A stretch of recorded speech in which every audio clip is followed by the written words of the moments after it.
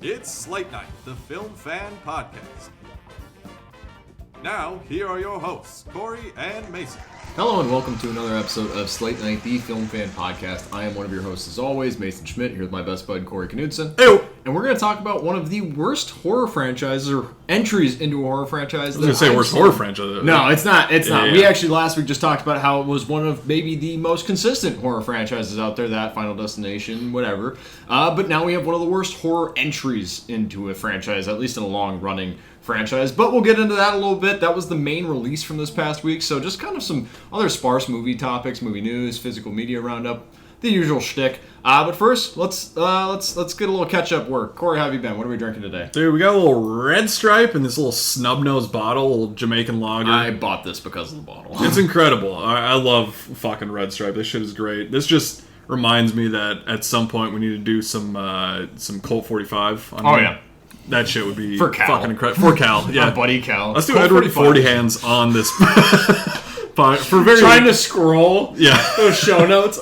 We'll do that for some episode, but you know, Missed it on Craven. It's probably the movie. oh yeah, we should have. Craven or like a. I mean, we'll talk The about reboot of Craven's gonna be awesome. No, we can do it for that. We'll do it then. Reboot of Venom: The Last Yeah. Dance. Oh, beautiful. The black one. Yeah. Nick Nolte playing Venom this time around is going to be sweet. And we'll be drunk as fuck for it. But you mentioned, we had Scream 7 come out this week. Very quickly, before we jump into this movie, I just wanted to do a little bit of how did we get here to Scream 7. Oh. Obviously, we've had 6 Scream movies before this. But, Scream 5, that was kind of the reboot that came out 2021? Or 22, I think. Beginning of 2022 it came out. Pretty big success. Everyone liked it. Bringing, obviously the whole cast back together. Scream 6, Neve Campbell didn't come back because of the pay dispute. She didn't get a high enough salary, whatever. So they continued with the new story. You had Melissa Barrera and Jenna Ortega leading it from 5 and 6, and kind of their story of these sisters and her, Melissa Barrera's connection to Billy Loomis, all that stuff. 6 was pretty good. We both liked that movie a lot. It's my second favorite. Then, it's a fun movie. So then, Scream 7, obviously, got announced. And then, just a barrage of shit happened. Changed, yeah. So, starting off with just the cast, Melissa Barrera, obviously the star of this kind of new, what they were probably planning as a trilogy. Yep. She, made some comments about Israel and Palestine conflict, whatever. Not going to get into politics here, but made comments. Paramount didn't like what she said, so they fired her. Following that, Jenna Ortega, she left the production. A lot of people think it was kind of in solidarity with her. Yeah. She said it was kind of Wednesday season 2, scheduling things. Who knows? Maybe we'll never know. After that, the director, Christopher Landon, he came on for this movie after the dudes from Radio Silence did 5 and 6. Which Christopher Landon would have been a good choice. That's a good fit for the Scream franchise. We'll talk about that probably a little bit, where, he did Happy Death Day movies, Freaky, Drop from last year, which is good. But after those casting, decisions made by the studio and whatever, he started getting some fucking death threats. And then he's like, I don't want to be a part of this. I'm not going to be here. So, in a matter of weeks, your 2 main stars and your director's gone from this fucking movie. And then they kind of did an overhaul. They spent I think $500,000 on a rewrite of this movie. Brought in Kevin Williamson, longtime writer and creator of this franchise, to write and direct. And then they brought Neve Campbell back in the lead role. Obviously paid her enough money, however much she wanted. They're like, we're so sorry. We're like, we'll clean it up. We'll reference it in this movie 16 times. We'll bring it up that you weren't in Scream 6. Yeah, and that's kind of how this movie came about. It's been a long, very troubled couple-year history since Scream 6 came out. Mason, I want you to start out with Scream 7 here and your thoughts. I think we'll do a little generic things like we do with a lot of bigger movies, generic thoughts, and then we'll dive into the spoilers, because it's fun to talk about who's the killer and all that type of stuff. I mean, it would be if the killer was anything interesting, but when we get to it, it'll be interesting to shit on it a little bit. It'll be interesting to shit on, because it is one of the most lackluster killer reveals. It is the most lackluster killing reveal in this franchise to date. But going into this, you brought up Scream 5 and 6. The first time I saw Scream 5, which I think you and I watched together, I didn't like it. I really was annoyed by it. Upon rewatches, it grew on me a lot, and I actually do really enjoy that movie. It's not one of my favorites, but I still really enjoy watching it. Scream 6, I love. I love the shift to New York. I didn't miss Nev Campbell in Scream 6. I was kind of fine with it, and I liked continuing with this new cast and these new characters. Kind of wish we would have gotten that in this one, because this feels like... What I'm going to liken this to is The Rise of Skywalker, where it's like, we had a plan and now it's not going according to plan, so we're changing the plan back to something that's more safe and in line with kind of our roots. And like, let's take it back to, Woodsboro, let's involve more of the original cast, or at least talk about Stu Macher a lot, and let's bring back Matthew Lillard. There's just a lot of like try-hard, nostalgia-baiting things in this movie that really sullies it and just hinders the movie in every sort of creatively intelligent or interesting or thrilling or new, fun, fresh way. It's just so bland. I had some hopes with Kevin Williamson coming on as at least writing. The directing was kind of let's see how this works out. He hasn't directed a movie since a movie I'd never heard of, Teaching Mrs. Tingle, from maybe the 90s or whatever. I have no idea what the fuck that movie is. But so what? Okay, we got some of the cast from 5 and 6. We got Mason Gooding coming back. We got Jasmine Savoy Brown. We got Joel McHale coming in too. Like, there's characters, there's actors in this movie that I like. But what this movie chooses to do with it bastardizes some of my favorite characters. And it like, movies don't typically offend me because they're movies. Like, even in horror movies, when I was a kid and I get scared, I'm like, it's just a movie. You're fine. It's just a movie. If something starts to offend me, it's just a movie. But one of the co-creators of Scream, who is coming back for the 7th kind of venture into the franchise, kind of like a revamp, bring it back to the basics, kind of. How they bastardize some of the fan favorite characters, mostly Stu Macher, offended me. I was like, really? This is what you're going to do? You're going to sully your own characters' names in this kind of weird, shitty AI subplot. But we'll get into that a little bit more in the conversation. Yeah. Overall, I was so let down by this movie. It was laughably bad at times. It's not the worst movie ever made. Sorry, John Campy. I'm a big fan of you, but it's not. But it is one of the dumbest things I've seen in a long time, and it is probably currently my least favorite film of 2026. It's a toss-up between this and Whistle.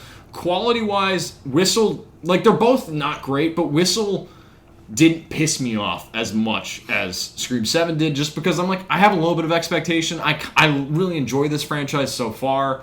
Nev Campbell coming back, well, I didn't miss her in Scream 6. Okay, welcome to have you back. We'll go back to Woodsboro, but you're doing nothing new with this old setting, with these established characters, so this was just a fucking stale fart in the wind. You made the comparison to Rise of Skywalker. What I was sort of thinking of as a comparison was kind of a combination of the last two Mission Impossible movies. Oh, yeah. Kind of comparable franchises in a way, where the first 6 movies of both franchises, people were like, one of the most consistent action franchises for Mission Impossible, consistent horror for Scream. The 7th movie starts to take a turn into AI-centered things, and kind of losing a little bit of what made the previous entries really good. So that's kind of what I was thinking of, but I totally agree. This is a very safe movie, and a big part of it is kind of why I want to talk about the background of it, is because I felt like the end of Scream 6 is actually really interesting, of Melissa Barrera's character, of where she's going.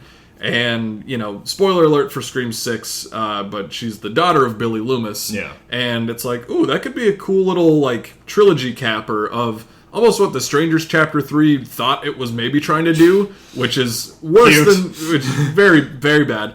But of kind of being like, oh, is she going to become a ghost-faced killer? Is she going to be involved in it in any way? That's interesting.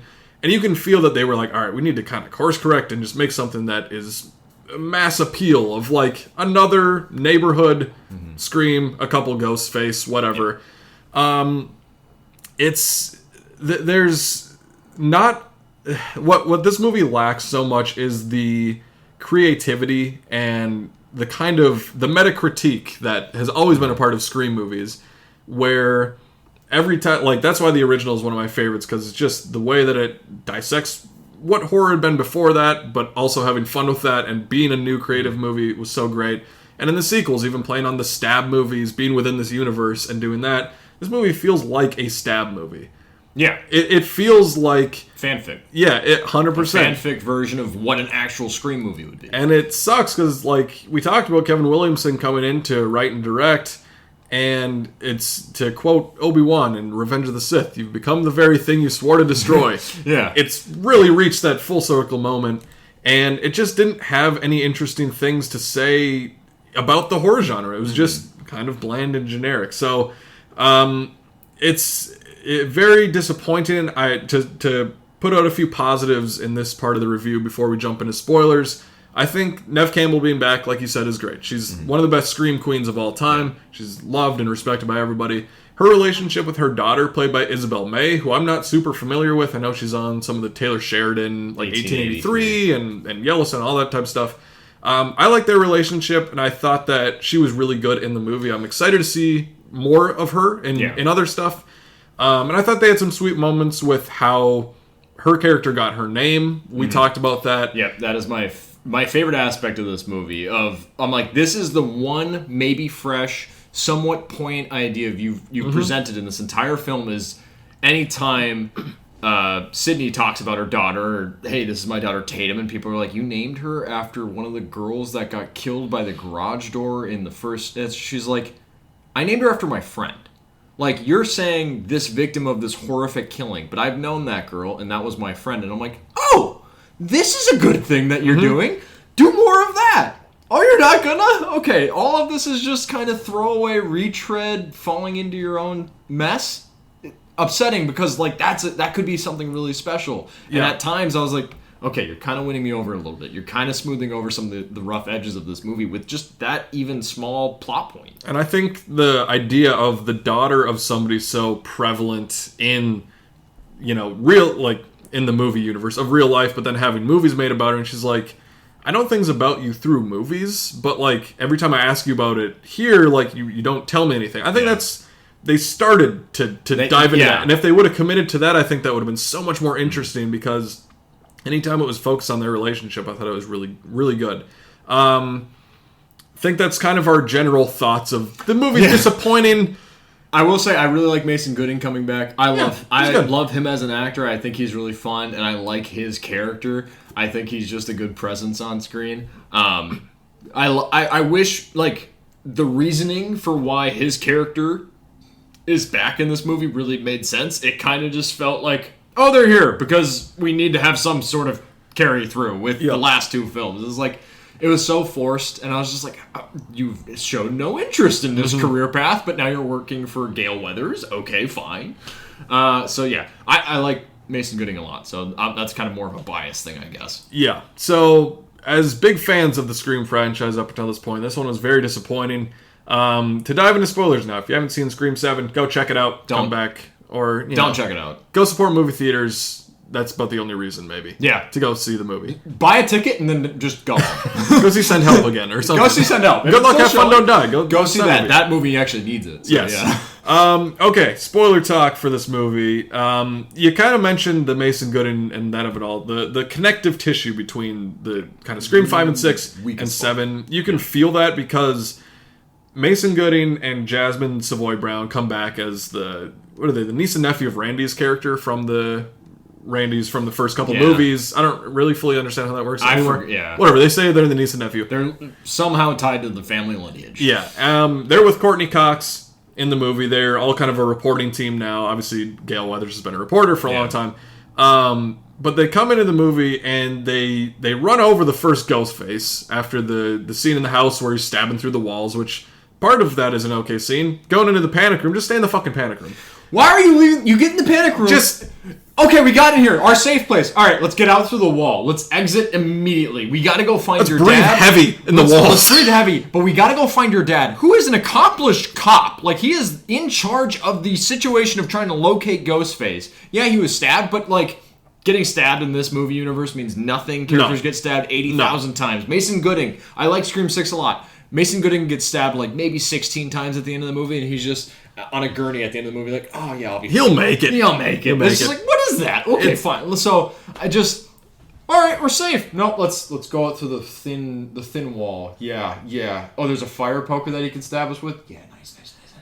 It's so some of the dumbest writing. Dumb decisions, but it leads to Courtney Cox and the crew from Scream 6 hitting him with a car, and then they really don't have a purpose the rest of the movie besides that one kill. Really, like the Mason Gooden and Jasmine Savoy Brown, they kind of go with the other kids, the teenagers, and they're doing the sit-down scene of, like, we could all be suspects, and we have to suspect everybody. From Scream 5, they're just doing a retread of that scene. They're just reading it again. It's just, okay, well, you're the weird guy, you're the boyfriend, you're the one that's definitely into, like, you're the serial killer, like, you're odd. Yeah. And it's just like, okay, we've done this before in this franchise. It's just this franchise becoming its own thing that it was, like, harping on. It's exactly like what you said. It's becoming the subject of critique within horror films. And it's just the most, like, over the top, like, how the fuck are you guys messing this up so blatantly bad? So. And, like, I think within that scene at the restaurant or bar, Jasmine Savoy Brown brings up an idea where she's like, well, this is like a retcon thing that horror franchises do. And I'm like, okay, that is an idea that would be in a previous Scream movie, of playing with the tropes of the genre of, after having just watched all the Texas Chainsaw Massacre movies, of retconning things that happen. Or you can think of Halloween or Nightmare on Elm Street, whatever you want to look at. Every long-running horror franchise is at some point, it's like, let's change Let's retcon it, which is an interesting thing to comment on in a Scream movie. This is the franchise to do that in. But then I think she has a line where she's like, but I won't get into that. I won't, like, talk about that or something. And I'm like, well, no, that should be the point if you're going this direction in this movie. Unless they're so big-brained that Scream 8's entire point is retconning Scream 7. And they're like, I'm like, okay, then that's something. But I don't think that they're smart enough based on how shitty this movie is. No. So, and it just, like I said, it lacks the meta critique that the Scream franchise has always had. And then Courtney Cox, she doesn't... The only other thing she has to do in this movie is set up an interview with Neve Campbell, with Sidney Prescott, and try and lure out the killer. And they have a little interview, and then the killer doesn't call until after the interview, and then Sidney leaves. And who are they thinking the killer is, since this is the spoiler side? Yeah, so they think it's Stu Macher. We think it's Stu Macher, Matthew Lillard's character from the first Scream movie. Got a TV dropped on his head. He was one of the two Ghostface killers in that movie with Billy Loomis. And, yeah, to mention him, let's get into the fucking AI of it all. So, they bring back Stu Macher. I think the first time we see him is he FaceTimes Sidney Prescott. It's really goofy, the way that they do he's just, like, it's Matthew Lillard, and I love Matthew Lillard, but it's just so hammed up, and he's just very expressive, and he's being Matthew Lillard from, like, the final moments of the first Scream movie, just really crazy. He's having fun? Yeah. But it's not good. Not enough. It's not. No, it's not believable, and it's just like it's cartoony as fuck. And they're doing that, and so Sidney this entire time is like, "What is this? Like a deep fake? Like is it deep fake technology?" And then it brings up the conversation of AI, like, "Oh, is someone's behind this? What's going on?" So while they're trying to figure out, all right, who is this killer? Is it actually Stu Macher? They got to do this detective work of going to this kind of this mental institution where he may have lived, but also didn't he die? Oh, well, there's records of him that got scrapped at the morgue, and it's like, well, okay, so he maybe didn't die, but also, and then there's this janitor who works at the morgue who knew him and said he was kind of weird, and just like, okay, so maybe he did live on.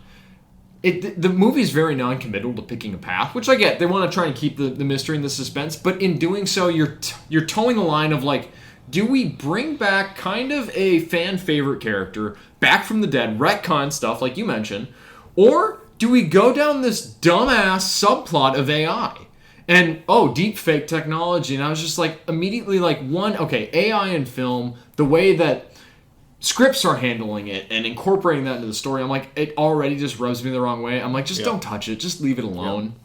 Don't mention deepfakes, even though this is the horror franchise that kind of cuts in at current things going on with film or horror specifically. I'm like, just don't touch it. Leave it alone. And it was so hammy and corny and cheesy, and I was laughing at the movie, not with it, to where I was just like, what the fuck are we doing? We're just spinning our wheels on this whole AI subplot where I'm like, I didn't think I'd have to deal with this in a Scream 7. Like, it just felt so wasted. And I was getting to the point where I was like, I didn't want Stu Macher back. Yeah, I like Matthew Lillard, but I don't want that character back. He's dead. Mm-hmm.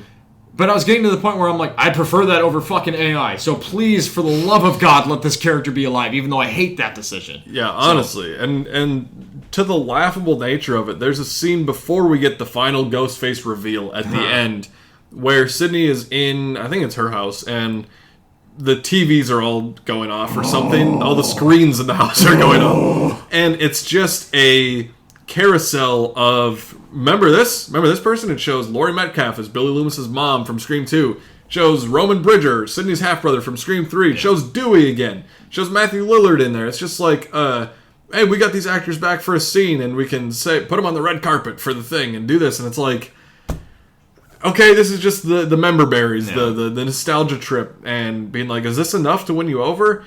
And then we get the final reveal to get about talk about the killers. And it's the janitor that you mentioned from the thing. From the mental institution. And then Anna Camp, who we haven't even mentioned in this review because... she's so forgettable. I'm not very good at clocking, like, twists in horror movies or in any movie, really. Like, I'm never really... I never guess it, really. This one, I did.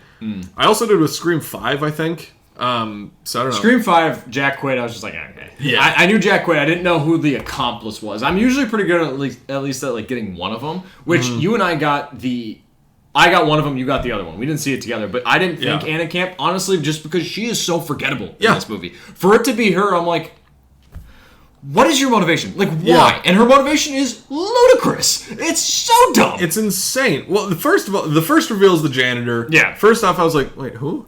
I was like, Oh, him. Okay. When he came up on screen, because I forget the name of that actor, but he was Ethan Embry. Ethan Embry. He was in Blind Spotting. He was one of the main characters in that, or main supporting roles in that film. Yeah. He's also, I believe, in Titane. I think he was in that. I believe he was one of the main. I'll need to fact check that, but I recognized him, and I was like, "You're the right amount of famous, sure, or recognizability to have that killer kind of facade in this franchise." So, and I'm like, they're giving you so much screen time and too many lines for a nothing character to where I'm like, okay, it's you. And I knew him, like, I was like, it's going to be him for one of them, for sure.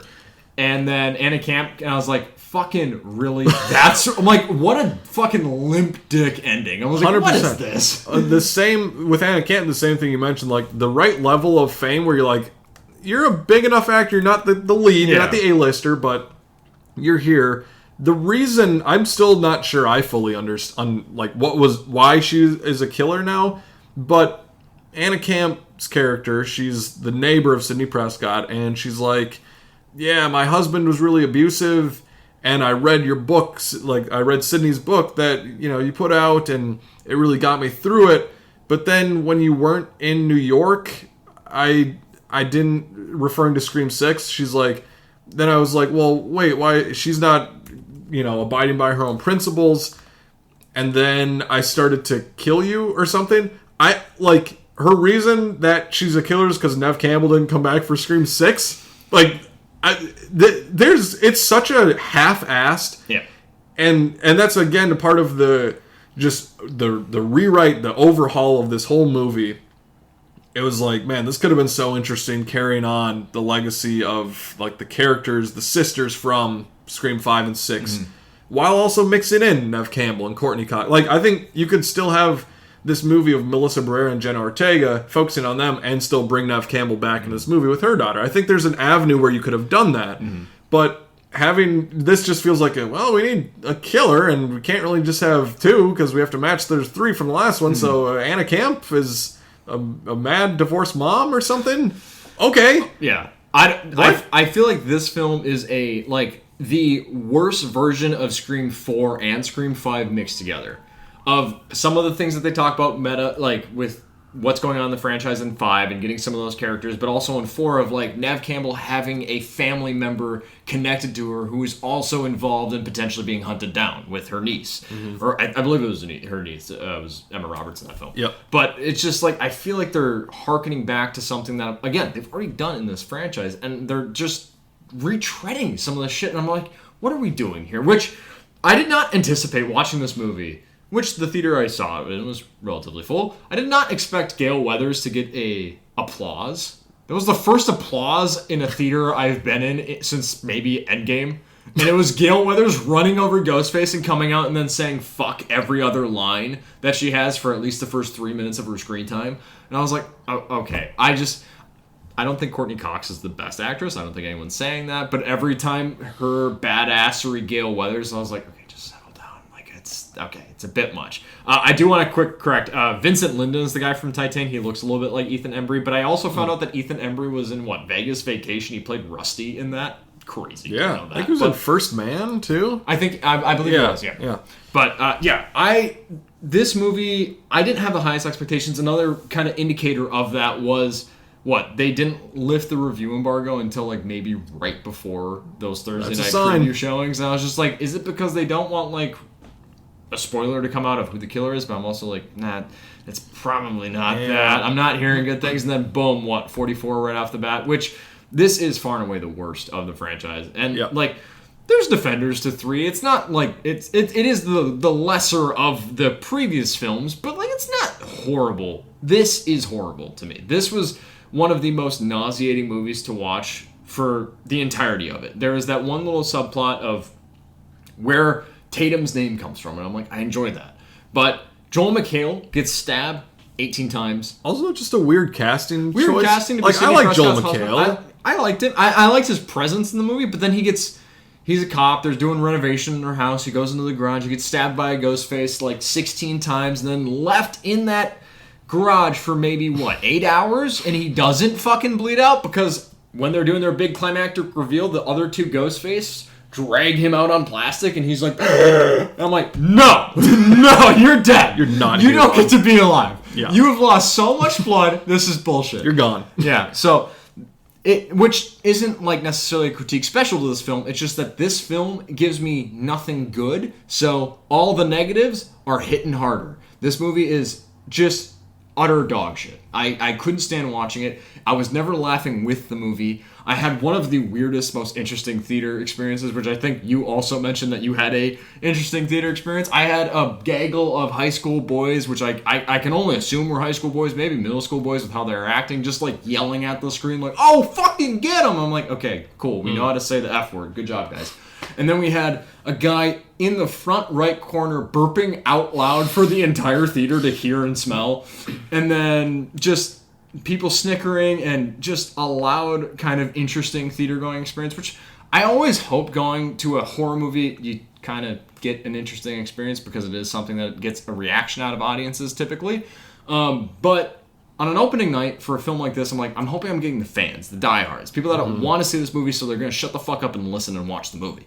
No, I got just the worst people. I had a woman screaming at any time Ghostface was on screen. I'm like, what are we doing? He's not actually scary. Also, this movie is so horribly edited that you're not getting nothing's frightening to you. There's no suspense being built. You can't see any of the scuffles that Ghostface is involved in. He just, like every other movie, comes around a corner and you hear the little needle drop and then he starts running. Oh God. Oh, it's so scary. We've seen it in every other film. It's just, again, a negative here because this movie's ass. There's nothing really good to save this movie that you can hang your hat on. It's just a horrible retread of a film franchise that has been so clever in the past at dissecting horror that it completely blindsided, missed that, and now it has laid victim to itself. It is everything that it critiques in horror. This film is so bad.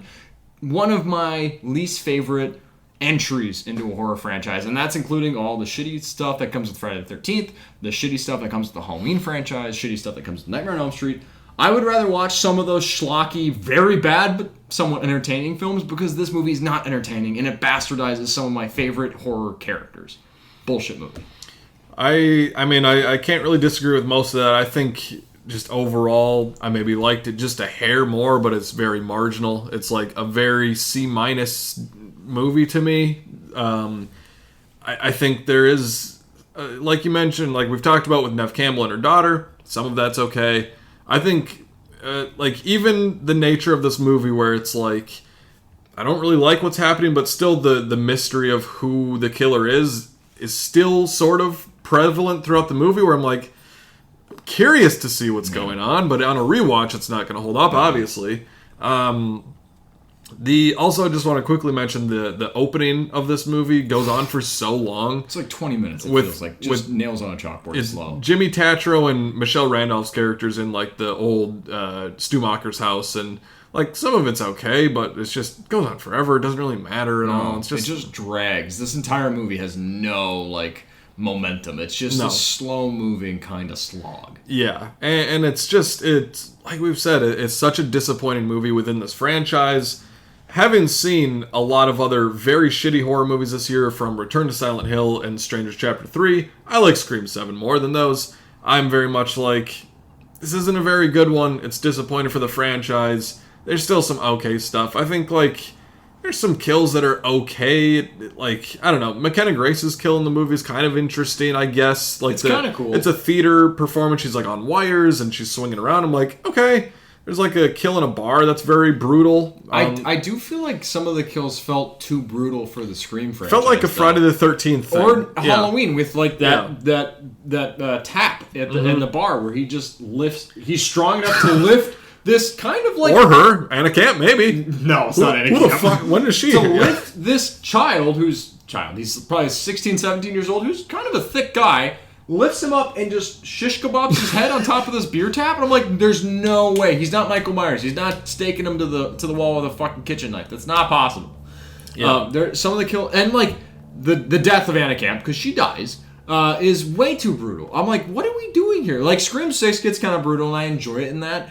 In this, it felt just brutal to be brutal for fuck. Why not? Like it didn't hold anything really interesting within it. In Scream 6, you have Ghostface now has a shotgun in a convenience store. It's like, oh god. Yeah. So I'm like, I like what they're able to do with Scream 6, and here I'm just like, this is just brutal to be brutal. Anna Camp gets shot like 16 times in the face to where she's unrecognizable. I'm like, why? To have a joke about, see, you gotta, alright, now I know how to pull the trigger, or whatever the fuck her little tease or like stinger is at the end of that scene. I'm like, okay, cool, good job, guys. Yeah. So overall, very disappointing. No, we loved it. Yeah, right. It's it's as Movie Fights alluded to this week. If you haven't watched Movie Fights, go watch that. It's time for this franchise to die, but it looks like it's going to make a decent amount of money. So I'm sure we'll get a Scream 8. Yeah. Right. Hopefully they talk about retconning Scream 7. Yeah, maybe bring back Melissa Barrera. I don't know. Yeah, fuck it. Whatever. We fucked up. Whatever. Christopher Landon. A very interesting movie, just all around, from the backstory and the background with everything to what actually we got on screen. Very quickly, just wanted to do a little Scream movie ranking. We've had 7 of them now. It's been 30 years of Scream, which is crazy. Yeah. First one came out in 96. We weren't even born yet. So, no. My Scream ranking, it's not super easy. I mean, the top and the bottom of the ranking is pretty easy for me, but then the middle's a little murky, where it's like I can flip around a lot of these. Scream 1, one of my favorite horror movies of all time, like I've mentioned before. So I go 1, 4, 2, 5, 6, 3, 7. With all that being said, some context, like the first 5, I could flip around some of those. Mm-hmm. I think 3 is actually okay. I actually enjoy that a little bit, and 7's a clear last. Yeah. The first one is a clear number 1. So, yeah, that would be maybe my ranking. I feel like everyone's going to agree on the number 1 and the number 7 Yeah, slot. probably. So the first Scream is a classic. It wasn't the first Scream movie I saw. I have a lot of nostalgia for Scream 4. That was the first one I saw, but Scream 1, it's a classic. It's great. Scream 1 is my favorite Scream film. I actually go Scream 6. I think that movie's a little underrated. The only weakness to that movie, which every movie aside from the first Scream has a weakness or a couple of weaknesses that kind of knock it out of contention for that first spot, but is the reveal in Scream 6. I'm like, okay, this is who the killer is. So it's just kind of lackluster. Mm-hmm. But Scream 1, Scream 6, I actually go Scream 4, and then I'd say Scream... it's a toss... right now I'm going to say Scream 5, and then Scream 2, and then that's 3-7. But, yeah, 7's by far and away the worst thing that this franchise has done to date. So, can't recommend it. Yeah. Let us know your ranking of the Scream movies, your thoughts on Scream 7 in the comments, or send us a video or something. I don't know. Do whatever. Don't send us a video. I don't know. Or maybe don't send us a video. I don't know. That feels like we're going to get weird shit from only my brothers. Yeah, probably. Actually, yeah, Mason's brothers. Send us a video. Tyler, send me a video of your thoughts on Scream 7. Yeah, please. Love to see it. Okay, Scream talk is done. Wasn't a lot of other stuff this week, so I did a lot of rewatches of things that came out last year. One of them was an Oscar-nominated movie, which is If I Had Legs, I'd Kick You. One of the most pretentious titles from last year, but damn it, I like this movie a lot. Rose Byrne got nominated for Best Actress at this, and she's been in the awards conversation a lot. We'll get into some awards stuff later. This is a movie about a mom, just played by Rose Byrne, going through one of the worst weeks that anybody maybe has ever gone through on film. Yeah. I'm just losing at every corner. Of like maybe realistically going through on film. In just a real person's life.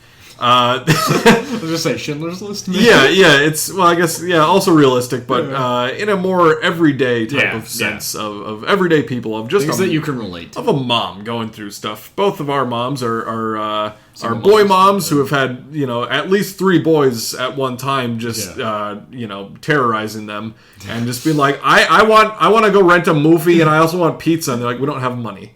Yeah, we just came back from the store. I'm not making pizza for the second night in a row. There's a Jack's Pizza somewhere. Just throw that in the fucking microwave or the oven. Figure it out yourself. I'm done. Also, I need poster board for my project tomorrow.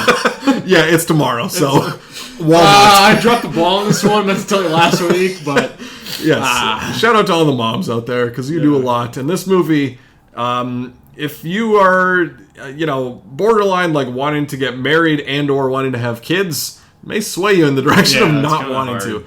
Rose Byrne is a mom, and she plays a therapist, and she has a daughter that has, they never really break it down, but just kind of has an illness in this movie where she has to be connected to a machine. She's not eating correctly, like she has a lot of tubes tied to her where she has to kind of get food funneled into her and everything. Her husband's away on a business trip, and he's not really helping. He's just kind of at baseball games. Every time on the phone, I can't talk right now. He's like, hey, also, I gotta go. I'm having a great time. Bye. Yeah. Also, Rose Byrne and her daughter come back to the apartment, and there's just water flooding through. It creates this big hole in their apartment. They have to move out, go to a hotel where A$AP Rocky is their neighbor at the hotel. Also, Rose Byrne's dealing with one of her patients who leaves her child in a therapy appointment, and Rose Byrne has to figure out what the fuck's going on and where this person is. And there are so many things happening to Rose Byrne's character in this movie. She is fantastic. She is so deserving of this nomination. I've loved Rose Byrne for so long. She's such a elegant and delightful person. You mentioned Bridesmaids, like she's great in that. Spy, she's really good in. Even like the X-Men movies. I like her as Moira McTaggart in those movies. The Neighbors movies, she's really good in. Like, she's always just been really good in movies. And I'm glad she's getting recognition. If I had to vote for Best Actress this year, granted I haven't seen Song Sung Blue yet. I'm going to watch that in the next coming weeks. But I'd vote for Rose Byrne. I think she has the most depth to her performance where it really is just like a mom. And there's so many stressful conversations where she's on the phone holding someone else's baby. The baby's crying. She's trying to talk to the person like, hey, I have your kid. And he's like, I can't hear what you're saying. The baby's crying. She's like, it's your baby. Come get him. And he's like, I can't pick him up. And she's like, I'm not bringing him to you. And he's like, I'm going to call the cops. And it's that level of stress, and also just like a car ride with the child. And you see that in this movie of like, I want a pet. I want a hamster. She's like, we're not getting a fucking hamster. And then it's like, well, all right, if you do this thing, I'll get you a hamster. The kind of compromises you make as a parent. Rose Byrne just absolutely kills it in this movie. I think the supporting cast is really good too. A$AP Rocky, who we kind of shit talked in Highest to Lowest, which justified. Highest to Lowest, not necessarily his fault, I guess. No. I like A$AP Rocky. I like his music and everything, but he's a lot better in this movie. He's really good. I like his character more. He's really funny. He's just kind of like he's the neighbor, and he gets kind of fucked over by Rose Byrne, which is hilarious to watch. Conan's actually pretty good in this movie. I don't really care for Conan, but I think he was an interesting... he's also a therapist in the movie, and like Rose Byrne goes to him for therapy, and even though they're kind of coworkers. They're coworkers, but yeah, it's very interesting.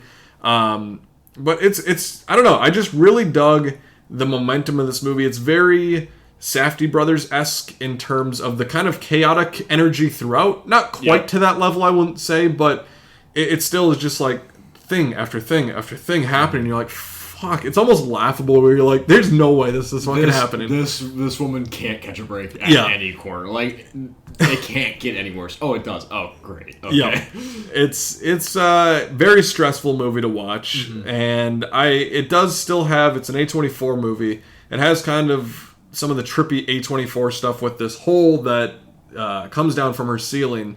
And there's a lot of very trippy kind of things where she's looking into this hole, and it's almost like fireflies or kind of like space almost, where it reminded me of just like a lot of old school A24 movies where it's like a somewhat normal-ish story, but then it's just like some weird shit is happening with some random thing. With that's the like hole in their ceiling. It's like symbolism. Okay, sure.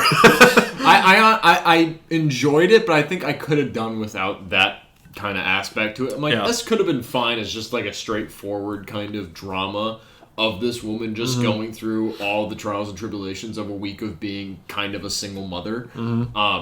And her performance is fucking knockout. Like, I think Jessie Buckley would win or might win this award for Best Actress in a Leading Role. I wouldn't be mad if Rose Byrne snuck in, though, because kind of similar to what you said to piggyback off of it, she kind of has a lot of depth to it. She's handling more situations where I feel like you can boil a lot of Jessie Buckley's performance in Hamnet. Not to say that what she did isn't great, but it is still harkening back to that one emotion. It's loss and sadness, and presenting it in a couple of different ways.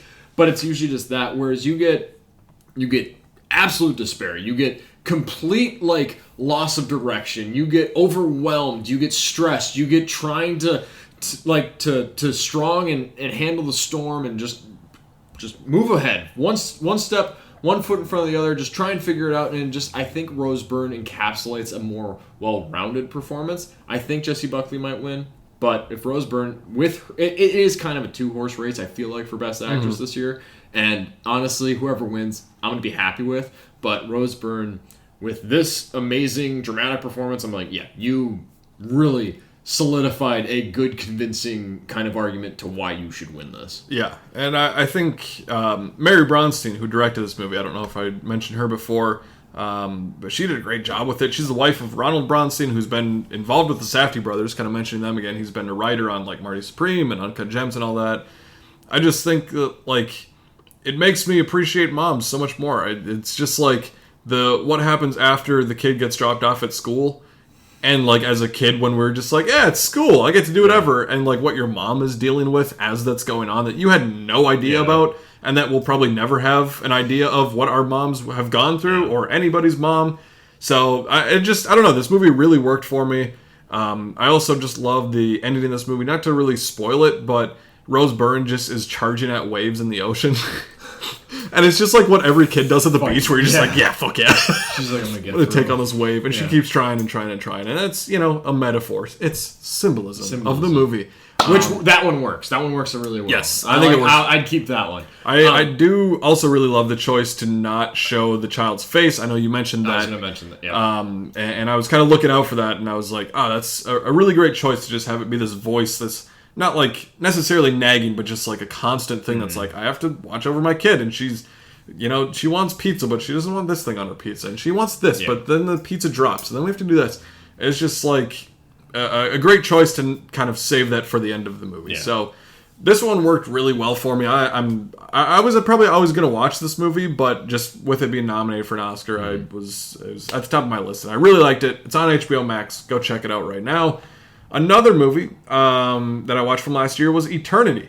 A really nice movie. This is another A24 movie, and it stars Elizabeth Olsen, Callum Turner, Miles Teller.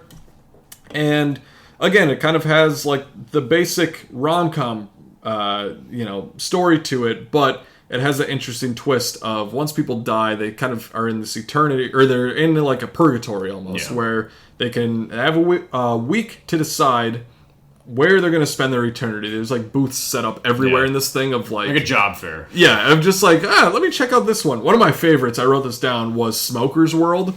And it said, at the top, it said Smoker's World because cancer can't kill you twice.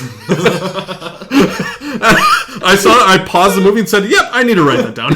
That's fantastic. But there's so many other things. There's a beach world, there's a mountain world you can go to, all this stuff. But the kind of main core of the story is Elizabeth Olsen used to be married to Callum Turner's character. He passed away in the war. She got married to Miles Teller's character, and then they both died, and she's going back in this sort of purgatory for a week. She's trying to pick which one, her old flame that she had back in the day, or her husband she's been with for like 60 years or whatever. And, I mean, that just sets up a great little rom-com idea right there of the will they, won't they. They kind of get to test out these different eternities, have a date, have like a bachelor type thing where it's like, do you want to choose this one or choose this one? And it's a fun little story. I thought there was great character dynamics between all of them, especially Callum Turner and Miles Teller.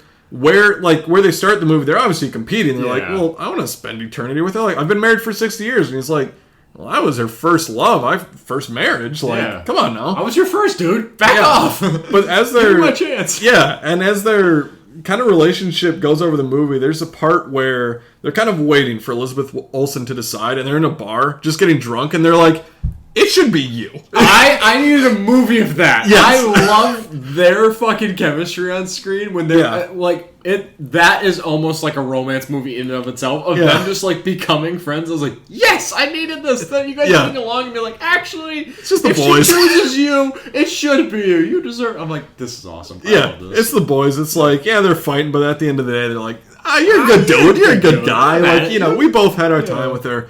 And I think that's the thing that worked best for me in this movie is really, like, diving into how you experience love at different times in your life, where, the first crush that you have in, like, elementary or middle school versus a kind of first serious relationship in high school or college versus, if you get married or start to talk about marriage with somebody in your 20s or 30s or somebody you spent your whole life with. I think it just does a really good job of kind of the big and the small of your relationships and how, again, not to spoil anything in the movie, but just how the positive and negative of a relationship is so key, where the initial spark, the initial flame can be so powerful and impactful, and it's just that raw, like, emotion you have connected to somebody.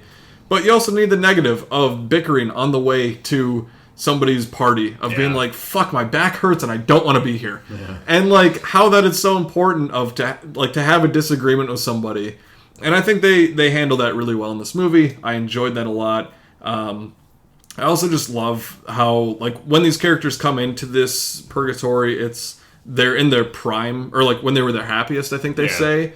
And it's really funny to see like Miles Teller come in as Miles Teller aged, but he's like, my back. Wait, my back doesn't hurt. I can do squats. Hold on, wait a minute. Elizabeth Olsen, you can do squats too. She's like, I can.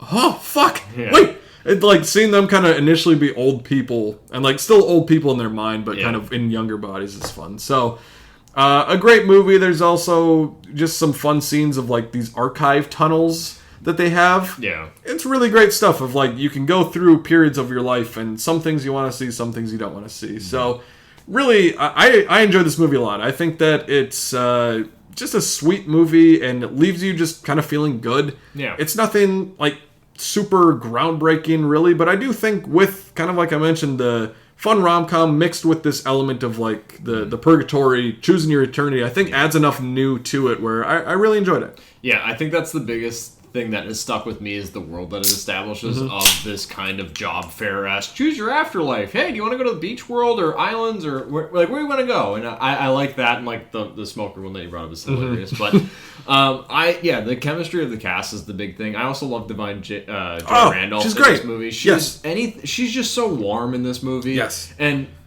her and is it John Early that is going toe and toe about like they're basically the sponsor of like Divine Joy Randolph is the sponsor for Miles Teller in this afterlife, and John Early is the sponsor for Callum Turner, and they're trying to basically like, hey, we need to get our guys to their proper afterlife where they will be a happy customer basically, but also they're both competing for their shared wife. So it's just, I think their interactions and their almost like mentor-like roles with each character is really good. Divine Joy Randolph, one of my favorite, like, she's incredible, kind of up-and-coming actresses. Just, she's fantastic. Her in Holdovers, now in this, I love this woman so much. Was she in, what, Bride Hard? She may have been. I think she was also in Dolomite Is My Name, which is a really good movie. I still need to watch that. It's pretty good. Yeah. But Callum Turner, I want you to be James Bond. And I keep hearing the I'd be rumblings cool with about that, that. yeah. I really like that. I saw you in a white suit with Dua Lipa. I'm like, fuck, that's bomb. That'd be all right. Yeah. That's bomb. I'm down. So I'm down. I like. Anyway, the chemistry of the cast is what sells it, as well as that awesome kind of concept there. So it's definitely worth a watch. Sometimes it gets a little formulaic. Sometimes it kind of has some plot conveniences where I'm like, oh, we haven't established that this is how this works, and now it works like this when you need it to. I'm like, okay. But when I saw it in theaters, I just kind of shrugged it off. I'm like, you know what, this movie works for me. I can look past it. It's fine. It's a good watch. I'm happy you watched it. It's a fun movie. Yeah, it's on Apple TV Plus right now, so watch that after you get done watching Severance or something, or The Studio, whatever. Of course. Or something. The last movie that I watched this week was also from 2025, which is Rental Family. It was kind of in the maybe Brendan Fraser will get nominated for an Oscar. It didn't Early quite talks. yeah, it didn't quite keep that momentum up, but essentially, it's based on a sort of real thing that happens in Japan and maybe some other places too, but where somebody is hired to kind of play a role in somebody else's life, whether it's a family or a friend. If you need like a date to a wedding or something, or if you need somebody, just a white man crying at a funeral, you can hire somebody for that. It's a pretty interesting idea. And Brendan Fraser is this American actor. He had like one big commercial. He's fizzled out a little bit. And he gets hired by this Japanese rental family. And it's kind of focused on two main things, where he becomes like the father of this girl that her dad, isn't in the picture anymore. And he becomes her dad. She's trying to get into this nice school. And then also he goes into this, it's this old man, and I believe it's his daughter that hires him, and she wants him to kind of interview him about his career. He's like an actor or a filmmaker or something along those lines. He's a kind of a legend in the community, whatever. And it's a nice, again, like a very nice movie. It's a very enjoyable kind of feel-good movie. This one didn't work quite as well for me. I just think, sort of like I mentioned, the focus I think was a little bit too divided in the back half of this movie, where I think it would have worked better to focus on either Brendan Fraser being a dad to this girl and fully committing to that, or fully committing to this old man kind of reliving his life, because there's great scenes in both of them where like this daughter really connects with Brendan Fraser, and she's like, talking with him more than she talks with her mom, and just somebody else that she can connect with. But then this old man, there's a great scene where they go out into the woods, and he's like finding something from his past. He finds like his old love, like some pictures that he finds. And it's a really sweet moment, and there's great things in both, but I think it was just too divided, where I'm like, I don't feel connected fully to either one of these things. But like it's still nice. It's a cool movie. Brendan Fraser's great. I mean, it's fun to see him in a lead role, and I think that there's just some missteps here and there that I think is apparent in why it kind of didn't stick around in the Oscar conversation as well.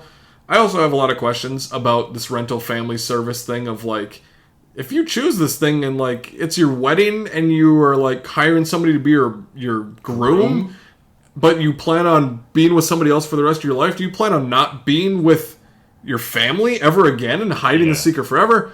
There's questions that are like, this doesn't really matter. Yeah, the logistics of it. Where I'm just like, when does the lie stop? Like, how far does this go? How far does this go? What's the idea here? Like, and maybe that's just like the fault of the person that's like, I need to use this service and have someone fill in and step in. Maybe that's just like a lapse in their judgment. But also, it's just like, can we explore that a little bit? Like, because I had that thought too. I'm like, when does like one of the first examples of it is a woman's getting married and she has someone play the groom, but she is gay and she has a lover, and she's like, well, my family won't approve of that, so I'm gonna have this male groom and I'll get married, but I still have this lover. And it's just like, so when you see your family, what are you never gonna see your family again? Are you gonna always have this guy on the hook for being your husband in this make-believe? Like, what's going on? So there's questions that sometimes while watching the movie, just because it is such a foreign concept to you and I, it took me out. I'm like, can we spend a little bit more time on that, actually? Yeah. So it's, still an enjoyable movie, though. Like, again, kind of a feel-good movie. It's on Hulu right now. Yep. I'd recommend checking it out. It's Brendan Fraser's great, and it's just a nice little feel-good kind of family story. I'm happy you watched it. I really like Brendan Fraser, and I'm excited for Mummy 4, even though I don't necessarily need that movie. I just like his resurgence. Like when we had the 100%. reconnaissance of Matthew McConaughey in like 2010 through like 2016 or whatever.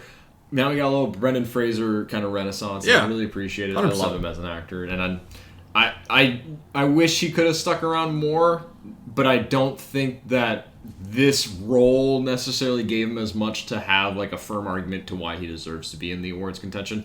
But even with that being said, it's a good film. Mm-hmm. Check it out. It's a good feel-good film. Ooh, a little burp there for you. 3 red stripes and now a Busch Light. Now Yeah, we're cracking in some bush. Yeah, so I'm going to be talking in between burps. But I've only watched 2 movies this week. This is one of the kind of more lackluster weeks for me, I think, in terms of viewing while we've been doing this podcast. And I've went polar opposites. I had one of the biggest kind of upsetting disappointments I've had in theaters in a while with Scream 7 this week. And then I watched a movie from 1934, a Best Picture winner, which I brought up last week. I bought it on Criterion. It Happened One Night, which is now in contention for being one of my favorite films I've ever seen in my life. I bought it on Criterion, mentioned that, have it here. I watched it this morning. I fucking love this movie so much. And we've brought it up a number of times. Films that are old like this kind of have this legacy to them where it's like, okay, I'm going to watch it nowadays and things are going to be dated. I'm going to appreciate what is encapsulated on screen, but I'm not going to love this movie. It's a great work of art, but it doesn't like satisfy me in today's kind of standards of filmmaking, I guess. Nope, this movie works 100%. It's so well written. The script is just diabolically sharp. It is just characters one-upping each other in every scene. I haven't seen a lot of films with Clark Gable. I haven't seen Gone with the Wind. I also bought that movie on Blu-ray, I think I mentioned last week. I'm excited to watch that. I'm watching a lot of like Best Picture winners and stuff like that. Oscar winners that I haven't seen from years past in preparation for this year's Oscars as I also try and finish out the rest of the 2026 homework with that. But I haven't seen a lot of Clark Gable stuff. God, is he so fucking good. And he has just this hard edge to him that I think also fits the time of 1930s where he's like, yeah, you should hit a woman. I'm like, okay. And he's just saying it with such confidence. I'm like, oh, okay. Whatever. But he plays this rogue reporter that's kind of having a falling out with his boss, and he's maybe going to lose his job, but he lands onto like this lead of a lifetime. He's trailing this heiress of this king that she's going to get married, and her dad doesn't approve of who she's going to marry. So now she's just on the run. She doesn't want to be a part of anything, and he catches wind of it, and he starts following her, and he gets on the same bus as her that's heading from Florida to New York, and they just have a lot of time on buses, on travel. It's like a planes, trains, and automobiles, but it's romantic, which you could make an argument that Steve Martin and John Candy are maybe romantic. Those aren't pillows. But in this film, it's just these two characters kind of competing. They're similar to Planes, Trains, and Automobiles. They're very different, just personality-wise. They have a lot of friction early on. They don't really get along. Clark Gable, he is a journalist reporter. Like, it reminds me of, I believe it was a Sweet Smell of Success that I watched a little bit earlier this year. Or actually, it might have been late last year, where I'm just like, it's just sharp written dialogue of people cutting each other down and being so funny. And it's this duo between Clark Gable and Claudette Colbert just kind of gradually finding each other. This is one of my favorite on-screen, spoiler alert, couples I've ever seen in my life. And it is kind of a will they, won't they? They probably will. And they do. And it's just so fun to watch these characters come together. And with it being, this was in the 30s, so this was before the Hays Code was established, which was kind of stripping away a lot of profanity, a lot of sexual behavior, a lot of kind of like obscene things that Hollywood was like, no, that's, you can't show that in screen, you can't do that. That basically just reprimanding people for showing anything exciting on screen that people actually do. Boo, we want to say sex, show me the titties.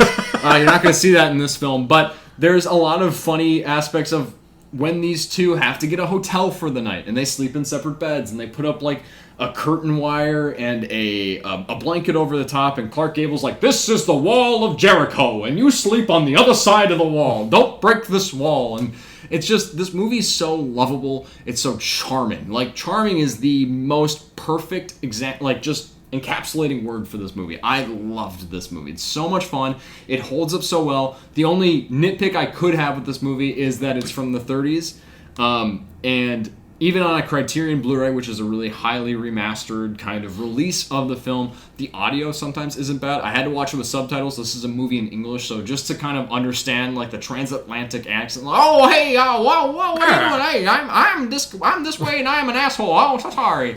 It's just the way that characters talk really fast. It's kind of gets jarbled a little bit, so the audio wasn't great. But this movie itself, fantastic.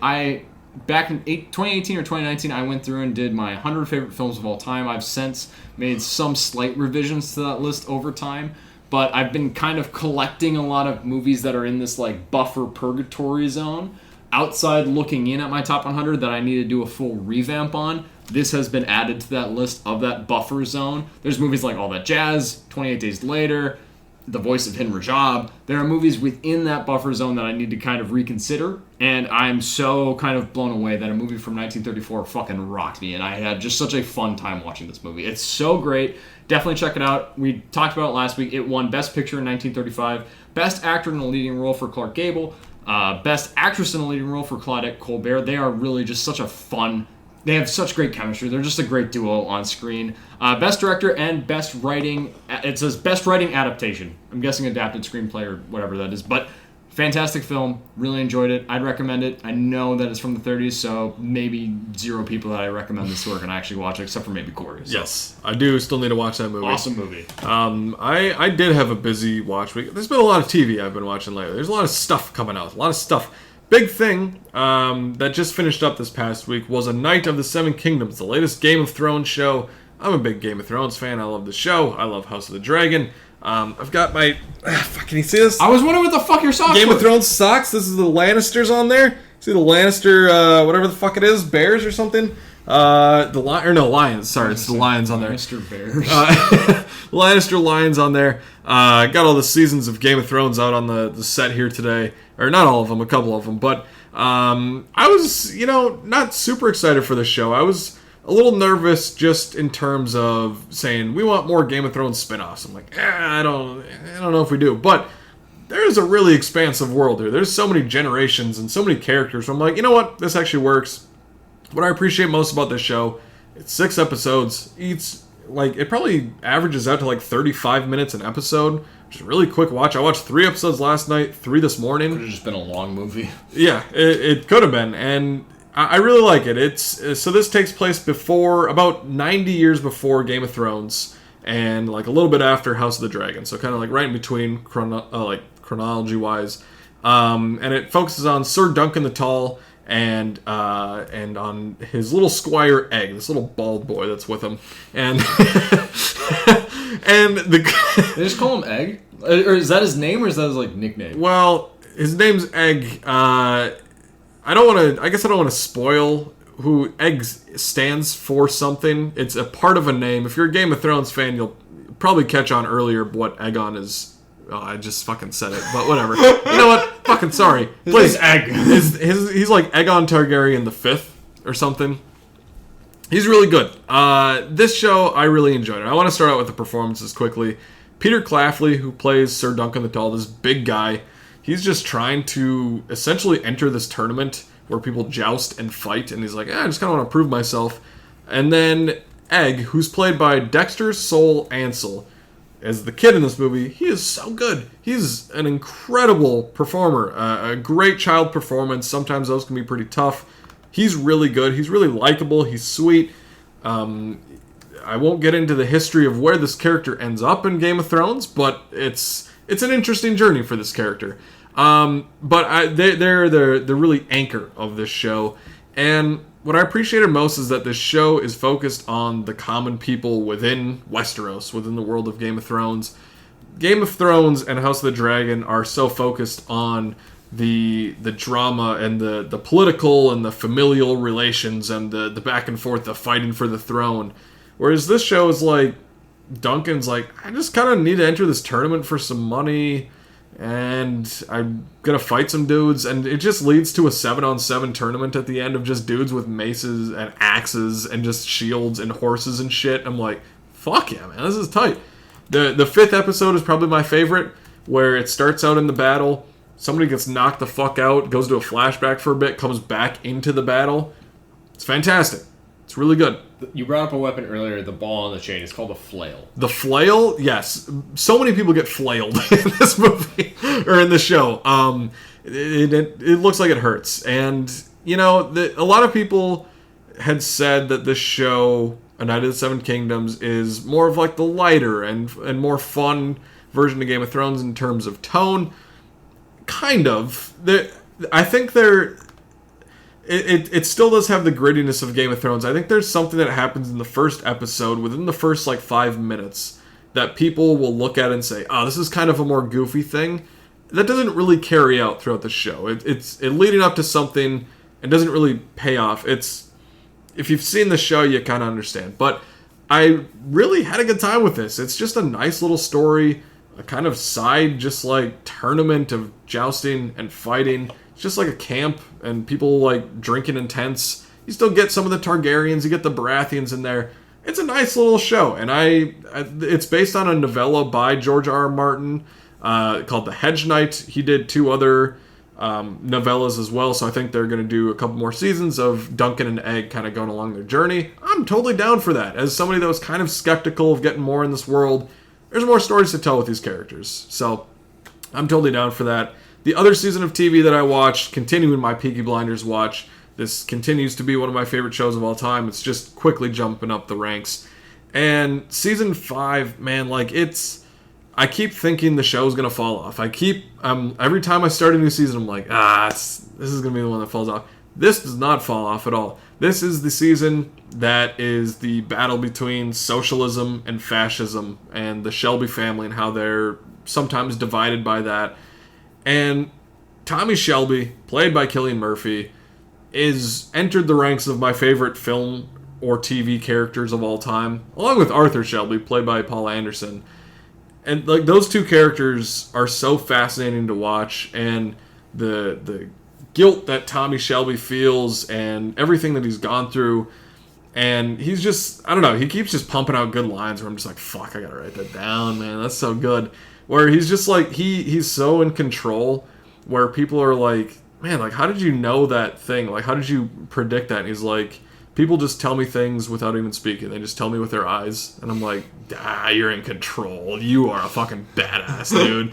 It's like, I'm gonna write that down and I'm gonna work it into like casual conversation, but it's not gonna have any effect because it's coming from me. Yeah, I'm gonna say it at work and it's not gonna connect at all. Okay. Like, just goes over like nothing. Damn it, Tommy Shelby said it. Whatever. Sorry. But he also says things to his like family where he's like, if somebody's pregnant in his life, where he's like, hey, when you have that kid, keep them away from me. Do not bring them into my life, into this world. And that's the fascinating thing with this character. Just a couple things with this season I wanted to point out. There are kind of some new threats. There's the Billy Boys from Scotland who come over, and they're a threat. You have the Chinese are kind of a group here. Like, everybody's kind of mixing in. You got some like drugs that are coming into the season. Sam Claflin is fantastic. He has been in a lot of things. He's been in like the Hunger Games. He was in some, I forget his character's name there, but he's popped up in a lot of things. He plays, not to spoil things, but I already sort of mentioned the fascism part. He plays somebody that reminiscent of a mustachioed man from the 1940s. So if you, know your history, it's reminiscent of that. It's a prelude to that. This takes place in the late 1920s, early 30s, leading up to World War II, and it's Tommy's trying to infiltrate that while also battling with his own beliefs. Sam Claflin is fantastic. There is a great scene at a kind of house party at the Shelbys, and the play Swan Lake. They hire these actors to come in and do Swan Lake, and the sequence of events that plays out there and the parallel editing that's used within that scene is fantastic. Anya Taylor-Joy is also in the show, too. I didn't know that, actually, going into the season. She plays Michael's wife, and she is a great kind of foil to this family as well, where she is kind of pushing for him to go off and do his own thing, as maybe take over. And Tommy's like, get the fuck out of here. Like, I'm Tommy Shelby, dude. It's really just a fantastically... The show just has such good direction from Stephen Knight. And that's the biggest thing I can compliment. I think I talked about him last season too, but he just has a vision for what this season should be. This season 5 ends with a... somebody wants to execute another character in front of a lot of people, and the plans don't quite go... It doesn't go according to plan. And it's such a great way to leave off this season, jumping into season 6, which is the last season of the show. Also, Cosmo Jarvis. He's in the season for a little bit. He's great. He was in Warfare. I really like him a lot. So it's just... It continues to have a great story, great characters, supporting performances that fill out this world really nicely.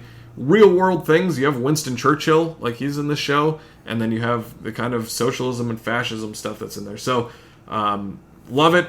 The score for this is fantastic. It's almost like a horror movie this season, where it's like a muted train whistle is the best way I can describe it, where it pops up anytime somebody comes around, or Tommy's just having fucking PTSD from anything that he's gone through.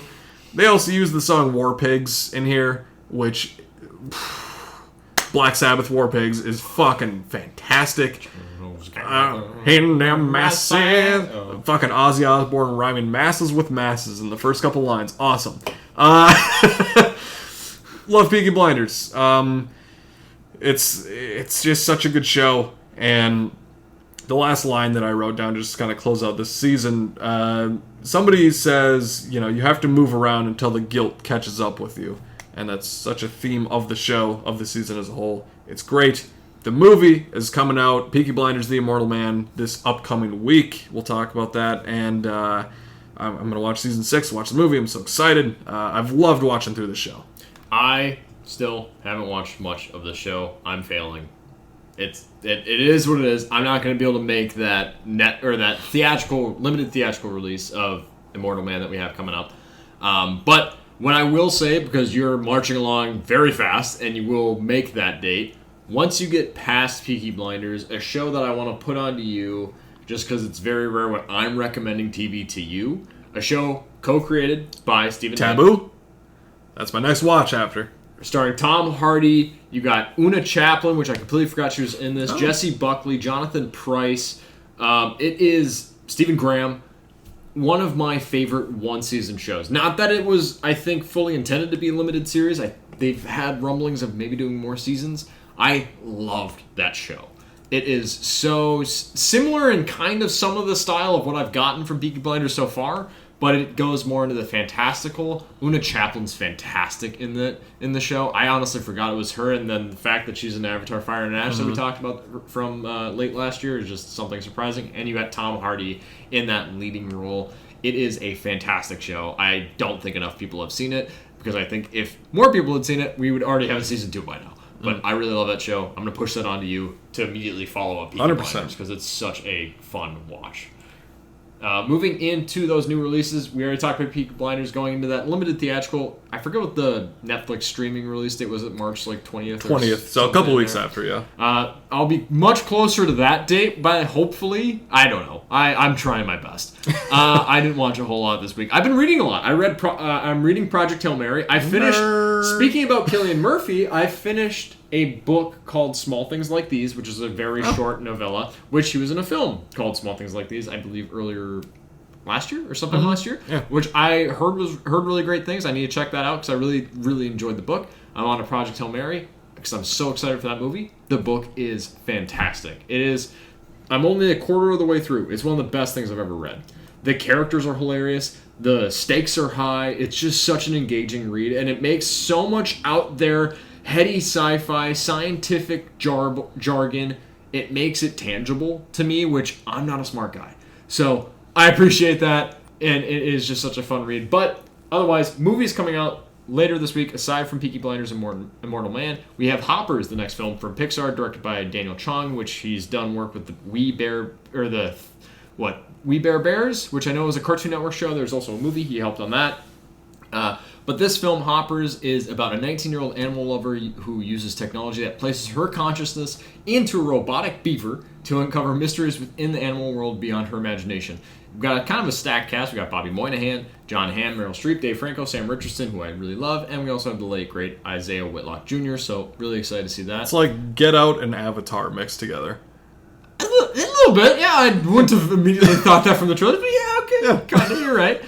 We also, which was on our top 10 most anticipated for this year, was The Bride, directed by Meg Gyllenhaal, also coming out. We got Jessie Buckley also in awards contention currently, so kind of that same kind of boat as Jacob Elordi in Wuthering Heights and being in contention. We got now Jessie Buckley leading up another film with Christian Bale, Jake Gyllenhaal, Annette Bening, and Peter Sarsgaard. This is a kind of a more, it almost looks like a Bonnie and Clyde style retelling of The Bride of Frankenstein, and I'm really sold on the style of this film, so I can't wait to check that out. That is definitely a must-see for this upcoming week. We also have Protector, which is directed by Adrian Grunberg, who directed Rambo Last Blood and Get the Gringo. Whew. Rambo Last Blood, haven't seen, heard it's not great. Get the Gringo, pretty good little Mel Gibson action vehicle. So I don't mind that movie, but this looks very schlocky, low bar, go get 'em action movie with Mila Jovovich in the lead. It looks like a, hey, you kidnapped my daughter, I'm coming for you, and that's it.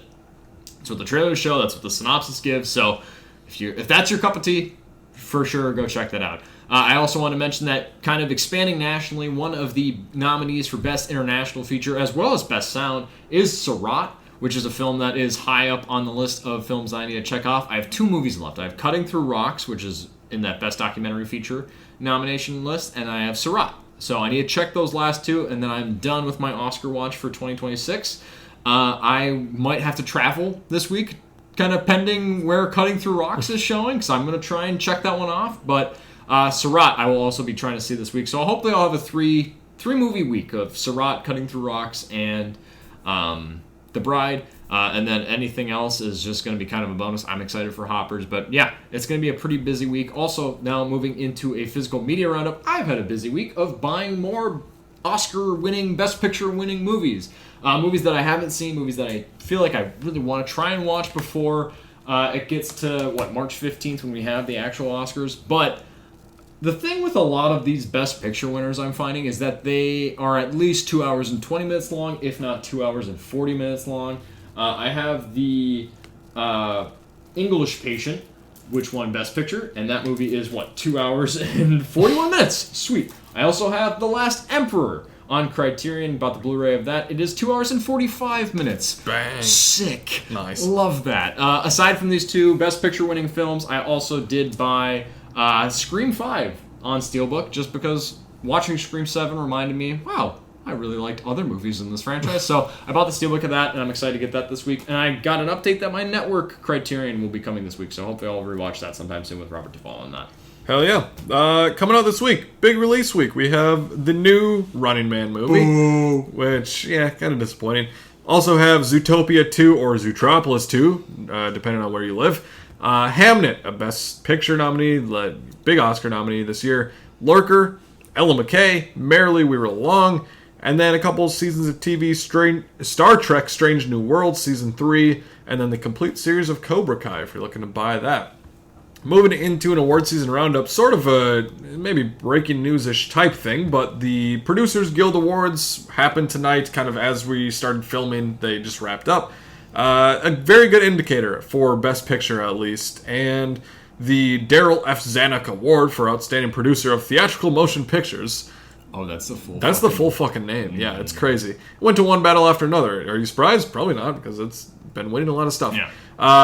For animated, went to K-pop Demon Hunters, and then TV again. Are you surprised that TV things for drama went to the pit? Studio got things for comedy, and Adolescence got things for limited series. We've been talking about that for weeks and weeks and weeks. And the Penguin's in here. And yeah. Well, okay. Best edited limited series, I will say. Sorry, yeah. So that was the PGA stuff for. I'm looking at something completely else. No, you're all good. We did have the Ace Eddie Awards too, which But still are the talking about TV. the editing awards. So. Best edited drama film went to Sinners. Best edited comedy, one battle after another. Edited animated film went to K-pop Demon Hunters. And then for TV series, drama went to The Pit, comedy, studio, and limited series went to The Penguin, which is great. It's really good. The sectioning out of movies to specific genres. One battle after another, I wouldn't immediately think comedy. Yeah, it had me laugh a lot, but I'm like, that's not... Okay, that's kind of a reach for me. It's like the Golden Globes conversation, I guess. I'm okay with that. Like, I laughed a lot during that movie. It's better than, like, The Martian. Or You're right, like, yeah. I don't know. For sure. And then, visual effects awards, Avatar Fire and Ash, that cleaned up, obviously. K-Pop Demon Hunters had a big thing. The bigger awards thing that happened from this past week, it's 2 weeks in a row that I've talked about an awards show where somebody dropped the N-word at the ceremony. Yeah, This one was not. This one had more controversy around it, and no, it was not Mason in the crowd. It was somebody. Stop it! Stop it! I'm not that guy. It's not me. Well, I wish I was there, but it's not me. Oh.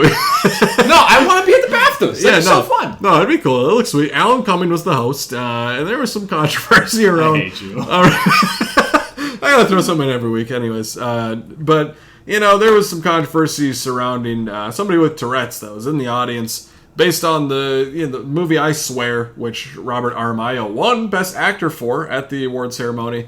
A lot of different stuff that, we're not going to get into the nitty-gritty of it all, but just interesting that 2 weeks in a row somebody's just dropping slurs at an award show where I'm like, fuck! Okay, interesting. Again, one battle after another did great. It won Best Film there. Jessie Buckley won Best Leading Actress there. We mentioned how great she is in that movie. Paul Thomas Anderson won Director. Best British Film went to Hamnet as well. International movie, Sentimental Value. Frankenstein did really well in costume design, a lot of the other kind of craft things there. One battle got adapted screenplay, and a lot of the kind of typical winners here. Sinners got original screenplay. And nothing too surprising except for the supporting performances, which were kind of interesting. It's been sort of a toss-up for one of them at least, but supporting actress went to Wunmi Mosaku from Sinners. She hadn't really been a frontrunner. It kind of been Tiana Taylor and Amy Madigan, who wasn't nominated at the BAFTAs, but Wunmi Mosaku walked away with the award. And then supporting actor went to Sean Penn. Hell yes! Who was not at the award show and couldn't accept it, but, it sort of has been like a Stellan Skarsgård, Jacob Elordi type of thing. Sean Penn's getting this Oscar. You think so? I feel convinced enough of it. At really? least I think he deserves it for his performance. He gave maybe the best performance of last year for me. I don't disagree with that. I don't know if he's going to win the Oscar, but I certainly wouldn't be upset if he won. But... so we had BAFTAs are always fun to watch. This was actually the first year I've watched the BAFTAs. The first year they made it available. They chose not to edit anything in their pre-recorded thing, which goes back to what we talked about earlier. So,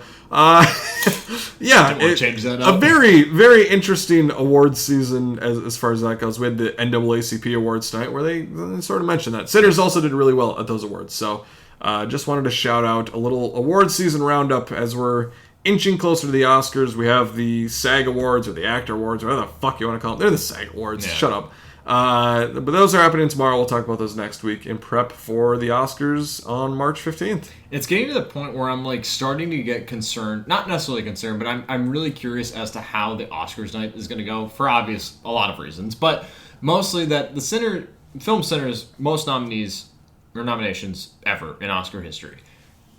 It's getting to the point where I'm I don't think they're going to win some of these massive awards. Best Picture, they're kind of losing out of that race. Director, it's usually going to Paul Thomas Anderson. It's kind of a toss-up with some of these, and granted, the Oscars can go their own way and be different from kind of trends and stuff like that, but I wouldn't be surprised if come the end of Oscar night, it's not getting any of those major awards, and it's more like the crafts of the score or stuff like that, and it's interesting to see a film with all these nominees. Not that it's a bad thing, because it's still a fantastic movie, but it's just more interesting of damn, you could have just the best year of your life, put out something so great, and if someone else also did that in the same year, you can lose out on all these awards. And it's just that's why Oscars is such a prestigious and important thing to everyone that wins it. It's why it's my favorite award show, and I think it's one of the most sought after awards to get, at least obviously in this industry.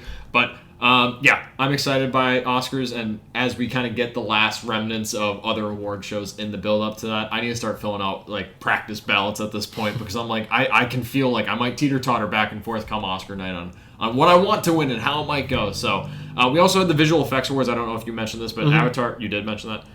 Yeah, fucking listen to me when I'm talking, man. We had 4 different award shows to go through. But K-Pop Demon Hunter, I mentioned it in weeks past that I was not going to put that as my pick for Best Animated Feature. I think, and I told this to Corey before we started recording, I have to, just to kind of save face, because if I put it and it wins, that's a win for me because I got it right. If I put it and it loses, that's a win for me because I don't think it deserves it and went to probably Little Amelie or the character of Rain or Arco. No, just pick Elio, man. Just pick it. Please, Elio please, has the Pixar name. That's the only thing it's riding in on because I don't know how that movie deserves a nomination. It's fine at best. Yeah, but yeah, so sorry, I'm going to go back on my word when I really probably heavily ranted that I'm not going to pick it. Well, I'm probably going to pick it. It's now become, it's just me and Corey doing ballots against each other. It's now become, I need to beat Corey, so I need to get, because we're usually like within 1 or 2 of each other. It's like every other year, we're back and forth who wins the Oscar ballot. So I'm gonna pull out all the stops. The closest I've gotten was almost a perfect score in what the 2020 Oscar, or would it be when Parasite won Best Picture? That was the only award I didn't pick. It was the last one at the end of the night, and I was like, God damn, I would have had a perfect ballot. So I'm trying to get there again and hopefully beat Corey this year for a 3rd time. But moving into just saying stats, just putting stats out there. We've only watched the Oscars 4 or 5 times together. Something So it's our favorite day of the year still, and we're gonna be massively hungover on that following Monday. Biggest, I think, long-running, fucking drawn-out thing in the world of movie news for months now, and it finally looks like we have the resolution to it, the end point. Paramount, surprisingly, looks like they may have finally won the bid for Warner Brothers. Plot twist. Taking it out from Netflix. Netflix looked like it had a stranglehold on it. It had it like kind of securely. Paramount kind of going back and forth with Warner Brothers, trying to up their bid, adjust their bid, trying to make it a little bit more appetizing to the Warner Brothers shareholders. But it looks like they may have just done it. They will be looking to pay $110 billion to acquire Warner Brothers, which is just unreal money, just Scrooge McDuck bullshit money. It just doesn't exist. Nope.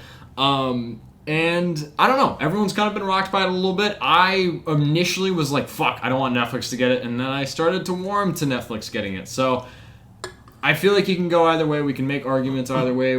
It's just going to be a lot of speculation, and we have a lot of he said, she said, or this is what this person's saying. Ted Sarandos says he's going to do this, or David Ellison says they're going to do this with it. At the end of the day, this is just what happened. I don't know how I feel. Like, I'm like kind of torn on it. I got to the point where I was actually really happy that Netflix was taking it, but I don't want to say that this is the end times yet because it's so early. It's just going to be a lot of speculative bullshit. But yeah, Paramount takes over Warner Brothers. I wish Warner Brothers would just be like, actually, we're just going to debunk this. We're just going to fall out of this. I mean, either way, I want to, off the bat, just say that, like, I wish Warner Brothers would just be its own thing still. Yeah. That's what I think. But in terms of this, I'm more happy that Paramount won. I know that's not a popular opinion amongst anybody, I guess. There's a lot of politics that have gotten into this as well with David Ellison and political beliefs and all that. We're not going to get into that really. But what I think is I would rather have Warner Brothers go to a studio that's been around for hundreds of years, that respects the theatrical experience, rather than going to a streaming service.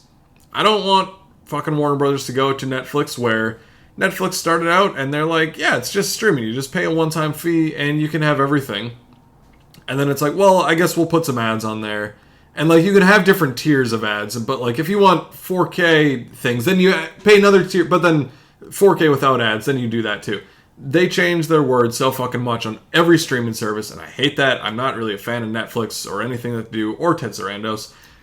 So again, it's not like I'm so happy that Paramount got it. It's just like, of the two, it's the lesser of two evils, I think. Keeping it within a studio theatrical system that'll have it. And I think that, for me at least, it's a better choice. Again, time will tell. We'll see what happens. To push back on your argument, I like Netflix's potential approach, again, this is coming from what Ted Sarandos is saying in his proposal, which is me putting trust in someone I have not trusted and don't trust. But him saying that he looks to acquire Warner Brothers and basically be hands-off, let it run the way it is. It gives them theatrical distribution for Netflix. They don't have a lot of kind of shared kind of commodities already currently with what they have at Netflix and Warner Brothers, so the layoffs and the firings there's not a lot of overlap. You're not going to have to do that much. Paramount, you're probably going to see a little bit more firings and stuff like that as things shift over. But again, that's me putting trust in someone that Ted Sarandos, I think I've on this podcast have said how much I fucking hate. So it's me putting trust in someone that I don't already trust.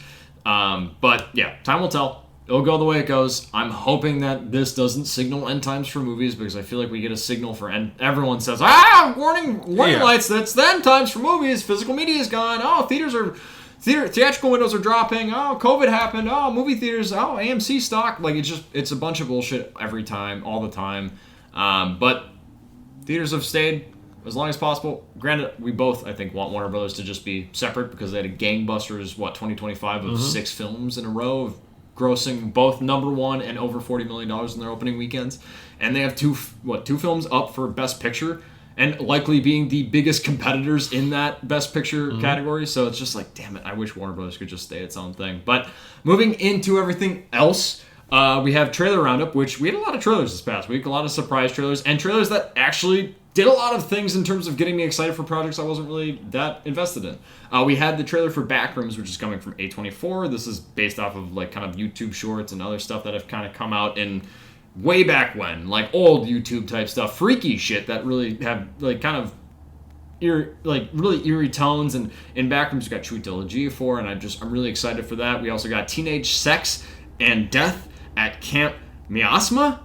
I don't know if I'm saying that right. That's a long ass, again, shorten the title. You don't need to fucking have a full sentence for a title, but this is coming from the director of I Saw the TV Glow, which I haven't seen that movie, but this trailer, I feel like, fits the trailers of that movie, and it makes me excited to see this movie. We also got a pretty cool epic trailer from Mortal Kombat 2, which I wasn't expecting, as well as a surprise in front of the showing for Scream 7, a little Scary Movie 6 tease, Hell yes. which I did not anticipate that one showing up, but also being the best thing I saw that night at the theater. So that Scary Movie 6 teaser was a welcome thing, and it just felt like, it was like a nice warm hug from a relative I haven't seen in a while, of like, you say really stupid shit a lot, but I like hanging out with you, so why not? Playing into the everything that's happened in horror since the last Scary movie. Megan, fantastic. Jordan Peele shit, like, yeah, 100%. With the other trailer, Backrooms, that's a very interesting one. Like, I looked into that a little bit. Like, I didn't know anything about like the old 4chan pages of talking about Backrooms, the concept of it,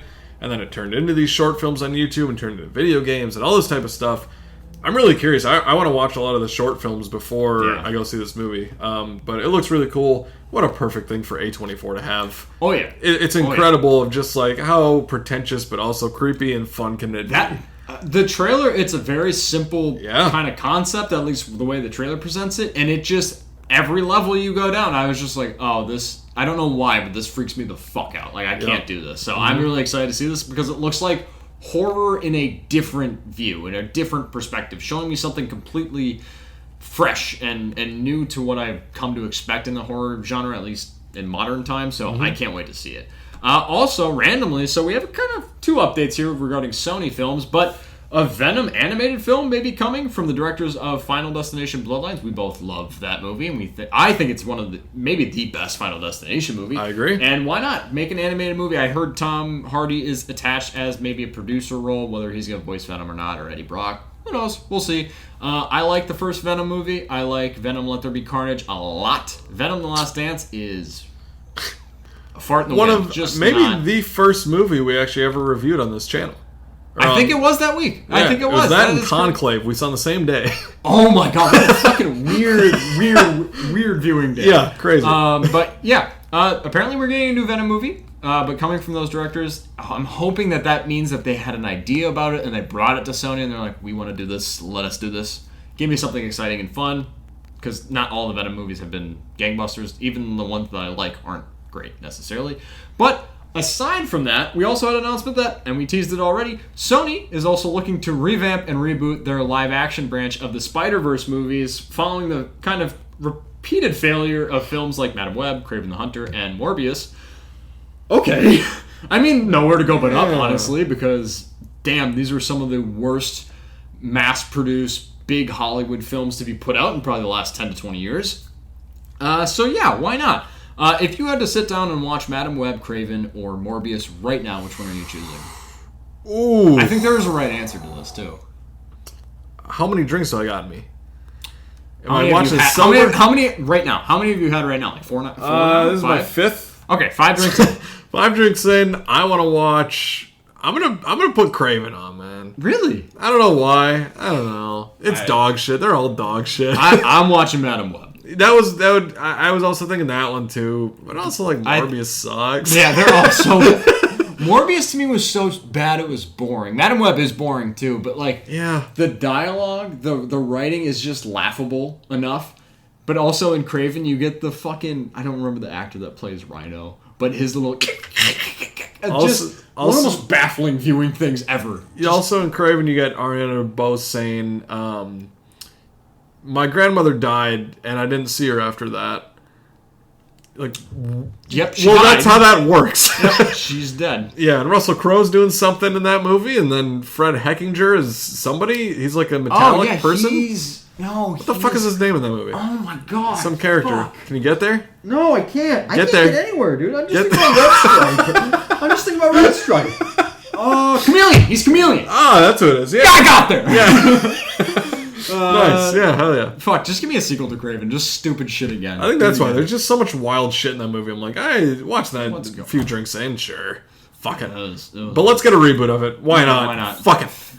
Correct your mistakes, hopefully. There's nowhere to go. Or just give it to the MCU and let them handle it. Hire competent writers. You just kept batting around the same 2 people that suck ass. The best thing that team of writers that have ever written was Power Rangers from 2016, which I like that movie, but not a good group of writers. Get a better writing room. Start from there. Start from scratch. Hopefully you can do better. We also got word that AMC's theater stock value has dropped to an all-time low. Wonder why. I wonder why. Theatrical, just people going to theaters. The numbers have dropped substantially. But also, AMC, you're doing a lot of things wrong, and I feel like it doesn't take the smartest person in the world, i.e. the things that Corey and I complain about, could also easily kind of help fix the theater-going experience for people that are likely patrons of your theater. But yeah, that I don't give a shit. Like if AMC's stock went fucking tits up, cool, fuck them. I think that I have an AMC Stubs Plus. I get to see 4 free movies a week by paying like a $28 a month subscription. Fine, cool, that's great. But I have to sit through 30 minutes of ads, people that are disrespectful in the theater. Like you gotta find ways to make the theatrical experience good for the people that are contributing and actually paying to go see these things. You can't just try and suck all the fucking every single dollar out of the people that are going to the theater. You got to try and find a way to entice the people that haven't gone to the theater since COVID to come back, because I'm tired of hearing about people getting what is like that like streaming box that's definitely illegal that Walmart sells. Oh yeah. I'm tired of people fucking getting that and being like, I can access everything I want. You shouldn't be. That is copyright infringement. Go to the movies, support things. If you like it, then you shouldn't feel bad about giving your money to it. And that's just, as a consumer, that's how I feel. As a movie fan, that's how I feel. Because if you want something good to come in theaters, you got to go to the theaters and support it. So, AMC Theaters, fix your shit. You haven't yet. And next time a GameStop, AMC meme stock happens and you saves your ass again and the CEO gets to be like, I fixed it for everyone, when a meme stock saves them, fine. Sure, fuck you, Avi Arad. But AMC, figure it out. But hey, you get premium seating now as a Stubbs member. That is a new development too, because they're like, we need to figure out a way to make it better. Yeah. And I don't know if that's the right decision, but fine. Trim your ads in half. Cut your ads in half. Stop showing your Nicole Kidman ad. It's no longer funny anymore. It's more just, it has circled back into being sad again of having to sit through that. Yeah. You don't need to show 25 to 30 minutes of ads. You're being disrespectful to the people that are paying. It's like if you downloaded a video game and you're about to play it, and then boom, hey, before you want to play this video game, here's 30 minutes of ads that we are subjecting you to play for this. It's like, I already paid for this. That was what I paid for. Yep. It's bullshit. So, fix it. I don't feel bad for you. We also got a really cool synopsis. Ooh, get there. I did. Chameleon in this synopsis. Yeah, elaborate. Elaborate. Talk to him, Bilu. What are they saying, Bilu? We got a synopsis leak revealing that Wario potentially could be the villain of the Super Mario Galaxy film, which is Corey's favorite player in Super Mario Kart. Is he in Smash Bros at this point? He has to. He's got to be. Yeah, Wario is very quick. Greasiest guy. This has been the longest thing. Yes, he's greasy, but in Mario Kart, when you're playing, you want a great mix of speed and power. And Wario, if you get him, when I played on the DS, I had this checkered car. I don't remember what it's called. I know exactly. But yeah, you know exactly what I'm saying. And it would be like right in the middle of all the meters of what it was, speed and power. Because Bowser and Donkey Kong, they're powerful. They can knock you off Rainbow Road, but they're a little slower. Wario, he can still notch you off there, but he's still speedy. And all the other fuckers, Mario and Yoshi and all those, they're light and speedy, but they're getting knocked off like a motherfucker. Wario is the perfect middle. I will always stand by that. He's greasy. I like him. I fucking love that Italian. Wario is a greasy pedophile that touches Mario's kids. Yes. But cool. It's a different take from having another movie where Bowser's the villain. I didn't know if they were going to introduce Wario. Now, the speculation, if this is true, Wario being the villain, who's going to play Wario? Do you have Chris Pratt do kind of a spicier Wario impression? Danny McBride. Danny McBride is the pick. Danny McBride needs to be Wario. Yes. Look at Danny McBride. Danny McBride will play Wario in live action. I love Danny McBride. All respect to him, but that is the greasiest motherfucker I've ever seen. And he should play Wario because, god damn it, if that's not perfect casting. I'm dropping loads everywhere, Franco. Fucking dump truck in this house, Mario. I need a Danny McBride Wario. 100%. One, because he looks like the character, but two, he's perfect. If it happens, if next week we have like a Danny McBride is the voice of Wario, we called it. More people need to subscribe to this. We're on to something. We're on to something here. We should have ended with that movie news topic. Yeah, we should have. Christian Bale is also joining the cast of Heat 2 for Michael Mann. Yeah. Cool. Really excited about that. Great cast. Sure, why not? Yeah. But Wario is going to be the villain of Super Mario Galaxy. Danny McBride, come on, let's go. Come on. Anyways, this was a little bit of a longer episode, even though we had less to talk about aside from shitting on Scream 7. We always go into every episode thinking, maybe an hour and 10, hour 15. What are we at right now? We're at an hour and 40. Sick. Yeah, this could have been an hour and 8. We're sorry. Absolutely. But if you've watched us for a long enough time, which most of you probably haven't, this is the typical for us. But anyways, thanks for joining us for another episode of Slate Night, the Film Fan Podcast. Be sure to follow us on Instagram because sometimes I'll post a movie review, but it's usually if I really love it or really hate it at this point. Yeah. I'll try and get better into the swing of things as we kind of pick up and get more releases coming out. I really hope to put up a review for The Bride this week. But also follow us on TikTok for more reviews and movie news there. And don't forget to subscribe wherever you get your podcasts. In film, it's not just about what's on screen, it's about who's next to you in the theater. So don't burp out loud, so don't say fuck off to the characters on screen. You're supposed to be there eavesdropping. If a character in the film could hear you theoretically in the stands, you're doing it wrong. Be fucking quiet, turn your phone off, and just watch the damn movie, damn it. Also, don't bring your 2-year-old child to Scream 7 and then try and corral them as they're walking by my feet. From Mason and I, it's Slate Night. That's a wrap. Just two angry white guys yelling at the sky.